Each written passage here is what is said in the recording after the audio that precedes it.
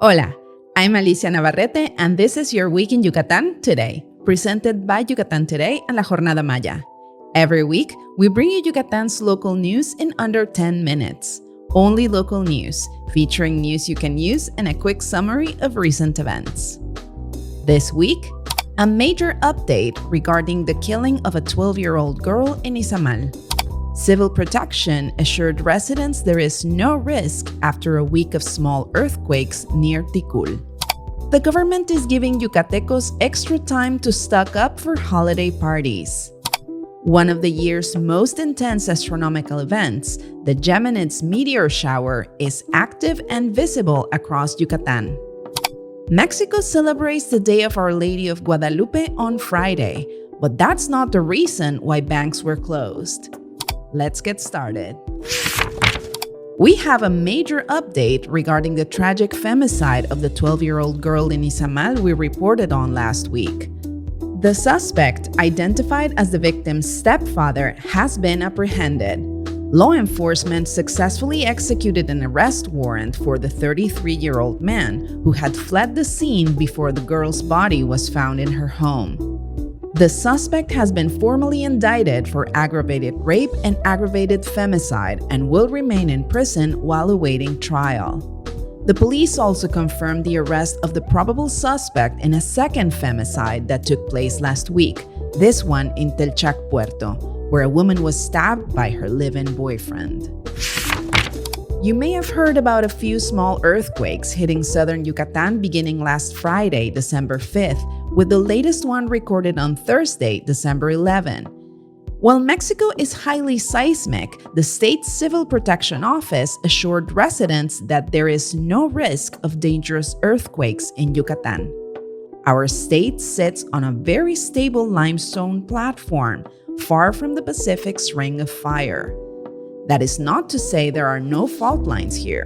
The recent quakes are attributed to the Ticul fault, associated with La Sierrita or Hilly Puc region, far from the tectonic plate boundaries where major seismic activity originates. Last week's small tremors magnitudes range from 3.5 to 4.1. For context, the strongest earthquake recorded in Yucatan since the 1900s was in 1978, clocking a magnitude of 4.6, much lower than what it takes to trigger a seismic alarm. The Yucatan state government has authorized a temporary extension of the Sunday schedule for the sale of closed-container alcoholic beverages. That's alcohol sold at liquor stores, supermarkets, etc. As you may be aware, in Yucatan, alcohol sales usually halt at 5 p.m. on Sundays. However, beginning this weekend and running through January 4th, 2026, authorized establishments can sell alcohol until 10 p.m. This temporary measure is designed for shopper convenience during the busy holiday season. This week, make sure to check for clear skies and look up. One of the year's most impressive astronomical events, the Geminids Meteor Shower, is active right now and visible across Yucatan until December 17th. It's considered the second most intense meteor shower of the year, promising spectacular nights. But here's a local piece of trivia. This shower is also affectionately nicknamed the Shower of the Virgin or Guadalupana Shower. This tradition was started by the late Yucatecan astronomer Eddie Salazar Gamboa. He noted that as the meteor shower appears in the sky, it seems to be bathing the constellation Virgo, the Virgin, which happens right around the time Mexico celebrates the Virgin of Guadalupe.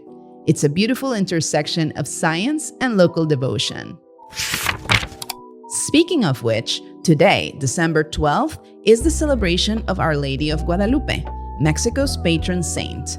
Her story, which we'll link in the show notes, began in 1531 when she appeared to an indigenous man on a hill where her basilica was later built in Mexico City. While that's where the biggest celebration takes place, Yucatan also sees plenty of festive activity. Local hotspots for the celebration include the San Cristobal Church in Mérida and the Guadalupe Chapel in Acanque. There's no missing this celebration. If you were anywhere in Mexico, the fireworks and firecrackers may have kept you up all night on Thursday. Finally, you may have noticed banks did not open on Friday. That's because, coincidentally, December 12th is also Bank Employee Day in Mexico. Read more about the celebrations, including the tradition of running to fulfill a promise to the Virgin, by following the links in this episode's description. Now let's take a look at some fun stuff happening in the following days. Head south to Oxcuzcab, the state's orchard, for one of the most unique annual fairs in Yucatan, the Orange Fair, or Feria de la Naranja.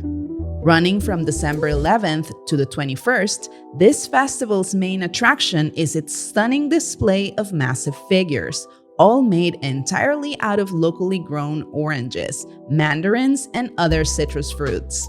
This year's theme is Legends and Traditions.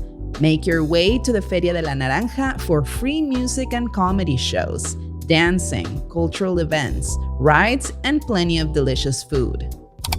If you've ever wondered what it's like to ice skate in Mérida's warm climate, don't forget to check out the city's free ice-rink through January 7th. Ice skates are available, but you'll have to bring your own socks.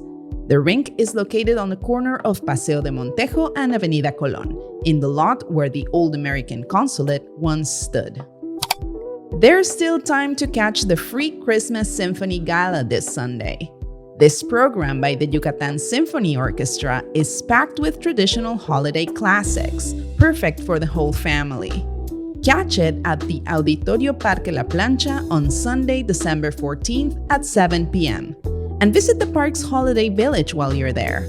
Do keep in mind it's sure to be crowded, so get there early for the best views. Raise a glass to the season at the Mérida English Library wine tasting on December 18th. Doors open at 7 p.m. for an evening of rich pours and a cozy ambience, featuring a thoughtfully created French-inspired menu. Tickets are 700 pesos for members and 800 pesos for non-members, and must be purchased in advance online or at the English Library on Calle 53.